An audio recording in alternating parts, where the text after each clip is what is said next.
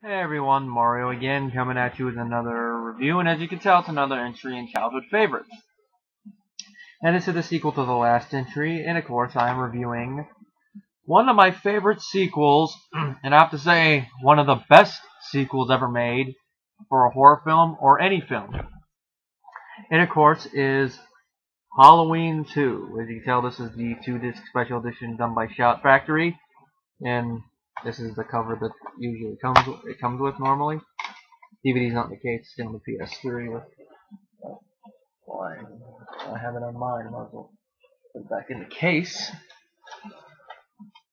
You can see that's this one theatrical cut, this 2 TV cut, and then of course you can see there's the other side of this. In case you want to switch to the original cover, I prefer this cover. In case you're wondering, the special features, I've seen a couple of them. Like, I watched the deleted scenes with Rosenthal's commentary. It was interesting to hear his point of view on them being deleted. And I also watched the making of, which is very interesting. The only sad thing I'll say about it is that John Carpenter and Jamie Lee Curtis are nowhere to be found. I don't know why with Carpenter. Maybe he just doesn't want to be involved with anything other than the first film. And Jamie Lee Curtis, I don't know why either. Maybe the same reason. Every other actor, though, they say good things about the film and say they enjoyed making it. It was interesting to hear how they got involved with the film and everything. It was also interesting to hear Rosenthal talk about it, and even Dick Warlock, the guy that plays Michael. And even go into the making of it, which I'm probably not going to be able to talk about it as well as they did, but it was very interesting. I'll try to see if it's on YouTube so I can put it in the description box, so if you're interested after the review, you can watch it. Now, after the success of Halloween, it was going to be inevitable that they would want a sequel. And from what I understand, the sequel, it was actually Halloween producers Irwin Yablans and Mustafa Akkad who invested heavily in this. And because of that, it got a bigger budget, $2.5 million. And despite this, Carpenter refused to direct the movie. And at this point, he actually wanted to do the movie The Fog. And there was like a couple things, like I forget exactly who it was. Yeah, it was Yablans, who he wanted to do it with Carpenter, and then someone else got involved. He did a suing thing, which I think was a dick move on his part. And of course, from there, he got the commitment for Halloween 2, and I wonder if that might be part of the reason Carpenter didn't want to direct it.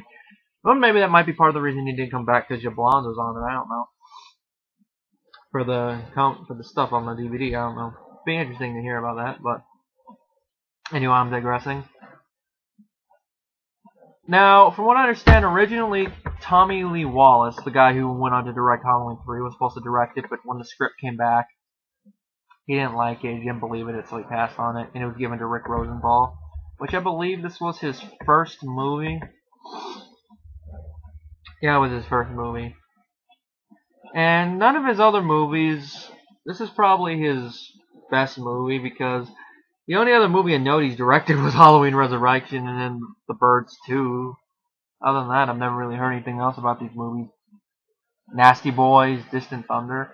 Maybe I'll do some look into them later, but this is probably his magnum opus, even though they did kind of dick him a little bit in the editing room. But anyway, Rosenthal did a great direction job.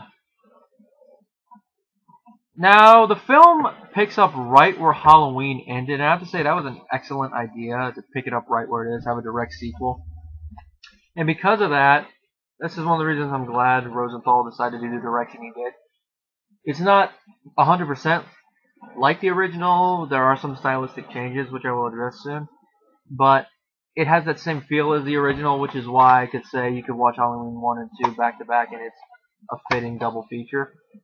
And also, that's part of the reason I say this is one of the best sequels ever made.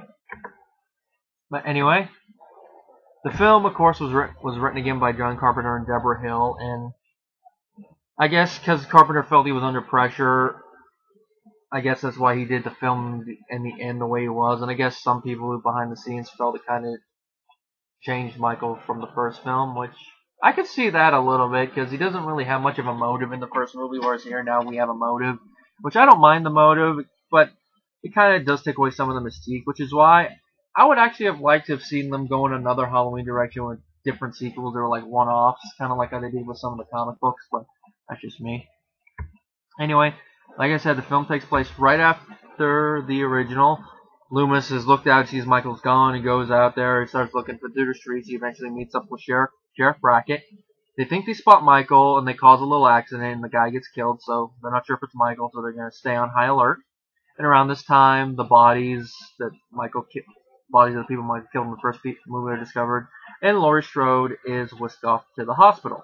There, she's sedated, and her wounds are treated, and of course she meets Jimmy Lloyd, played by Lance Guest, who is a EMT, and they begin to develop a friendship, and you could tell that Jimmy's developing a romantic interest in Laurie, and you could tell that it probably is mutual, even though nothing is said. You could tell by how they're talking that it's going to be like that, which you could tell it, which in the Halloween 4 continuity, you know what went on.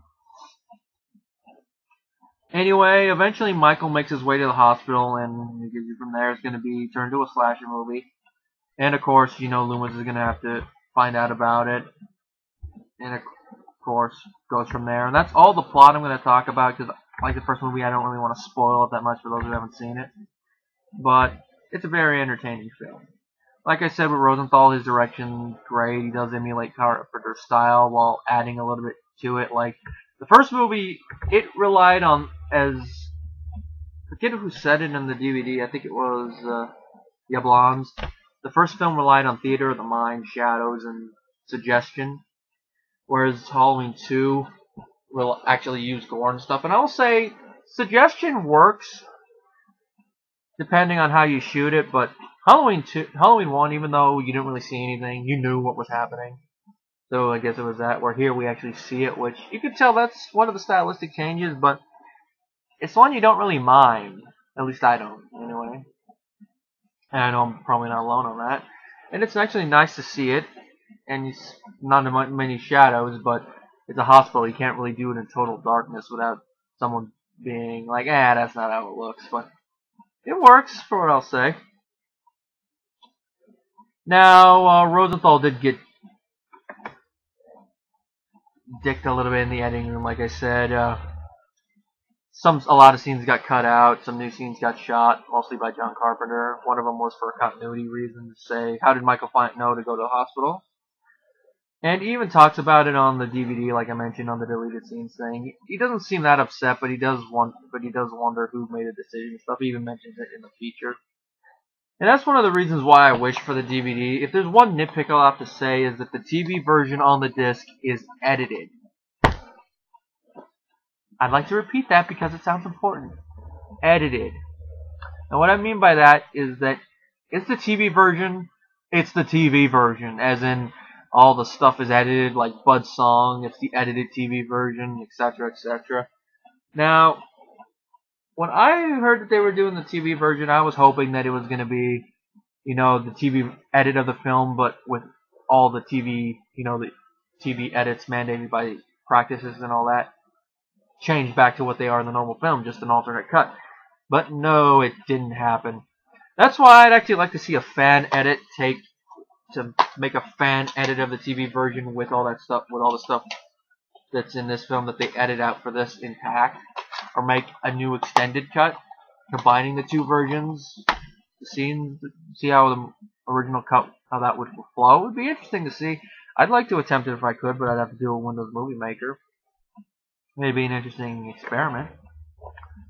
But anyway, off from that, the acting in the movie is pretty good. Granted, because of some of the cuts, there's not as much character development as you might like, but I think that some of the characters are developed as much as we need them to be, and some of them are kind of underdeveloped. Like a couple of the nurse characters are underdeveloped. You're just like, they're just nurses. The only nurse that's really developed is the one that gets it in the hot tub, but even then she's not really developed enough. Other than, let's see, the characters are probably developed the most. Laurie's developed a little bit more. Loomis, not really any development, but still a good character thing with him. Michael, he's developed somewhat because he now has a motive, I guess you could say. The The only character really has character development is Jimmy, and I think maybe a little bit from Bud, and that's about it. Other than that, the characters just are just characters there. You don't really see much development. It's just banter and stuff. Not that it, not that it's a big deal, but I guess it's one thing some people would complain about because the more. But then again, with a movie with a small running time in this genre, with a bunch of characters, you know, not all of them are going to get development, which is why it doesn't bother me, but it might some people. But probably the reason it doesn't bother me is because they're great performances from great actors. Jamie Lee Curtis still does a great job as Laurie Strode, despite the fact that she spent most of the movie in a hospital gown in a wig, and that's probably not the best way to act, but it's still a very great performance. Donald Pleasence, once again, excellent as Sam Loomis. Lance Guest did a pretty good job as Jimmy Lloyd. I haven't seen much of his other work, like The Last Starfighter and other stuff. Pamela, Susan Schwoop, Tanny Moyer, Anna, Alicia, they're great as the nurses. Ford Rainey as Frederick Mixter. He did a pretty good job. He's only in a handful of scenes in the theatrical version. He does a pretty good job in the state scenes that were cut. And he's no longer with us. He died in '05 at the age of 96. And he did a good job. I'm wondering what else he was in. $6 Million Man, The Untouchables, Gunsmoke, The Tall Man. Yeah, a lot of all this stuff. He was in a movie. He was in a movie with James Stewart and a couple with Steve McQueen. Cool. He fit the role perfectly, I'd say. Leo Rossi is Bud. Very great job, and even like I said, he's probably the ones with the most character development. But I think it might be because of how Leo pulled the role off. And it's interesting to hear all these people. The ones I'm mentioning who are still alive, obviously, are the ones that were mentioned that did a lot of talking on the DVD, and it's interesting to hear their thoughts on it. Like I said. Nancy Stevens returns as Marion Chambers, who was basically a cameo appearance in the first film. It's nice to see her back again, and of course, it was nice to see her back in H2O, even though they. Charles Cyphers returns as Sheriff Brackett, but only for a little bit. But I thought it made sense that he would be gone after a little bit. And Dick Warlock, I have to say, with all due respect to Nick Castle, Dick Warlock is my favorite person to don the Michael Myers mask because he got the character down perfectly, because in the first movie, it's multiple people playing it for different parts, so maybe I think it kind of fits how Michael's shown in that movie, kind of just a character in the shadows. You don't really know what he's doing. You kind of feel a little uncomfortable. But it's Nick playing it for the scenes that, you see him mostly. So you get a little sense of how Michael is in that. Here you see him a little bit more. It's just one person playing him. There's more continuity in how he acts. And he just grows a little bit, even though he doesn't have these lines of dialogue. That combined with his motivation, you see a little bit more behind, even though you don't see his face in this one, unlike the first one. You see a little bit more behind the mask, so to speak. And he just captured the spirit the best, despite what Debra Hill said. God rest her soul, she said that she didn't think Dick got it, but I respectfully disagree with her on that. I think Dick got it. And all the other guys who followed Dick in the role, I thought did pretty good jobs considering the film and all that, but Dick is always my favorite. And also he does have some good stuff to say on it, like how he got the role, which I'm not going to spoil in case you guys want to watch it. But it's an interesting story, and I think I can see why Rick gave him the role after that. Now, of course, when this film came out, critics didn't like it because they thought it was just a pale imitation of the original. They felt that adding the gore and all that kind of destroyed what made the original work. But it's one of those films in retrospect is finding more of an audience, not only with fans, but with the critics, because a lot of them are saying that it is better than a lot of the other ones. Now the score, it's minimalist like the first one, but it's a little bit more produced, which you could tell, but I think it fits. Like the Halloween theme kind of has more like an organ synthesizer sound, which I think kind of ups the tension a little bit, especially with the opening credits. Especially since it follows one of my favorite horror lines. You don't know what death is. It's just great to hear the organ one. And then, of course, I thought it was interesting that they end the movie with the song. They end and open the movie with the song "Mr. Sandman," which they never mentioned it in the DVD. Then again, maybe it's mentioned in the commentary. I haven't listened to it yet, but I want to know why they choose "Mr. Sandman." It's just a weird song. I never noticed it I didn't notice it was in the beginning until I actually watched it years later. Because like with Halloween 1, I had it taped on the tape, but unlike Halloween 1 where it started at the beginning, because I don't know why, it started when it was almost done recapping the ending of the previous film, so I had always missed that. I knew it ended with Mr. Sandman, I just didn't know it began with it. Now, this is one thing that I think I should mention, is that this movie was actually scapegoated for something.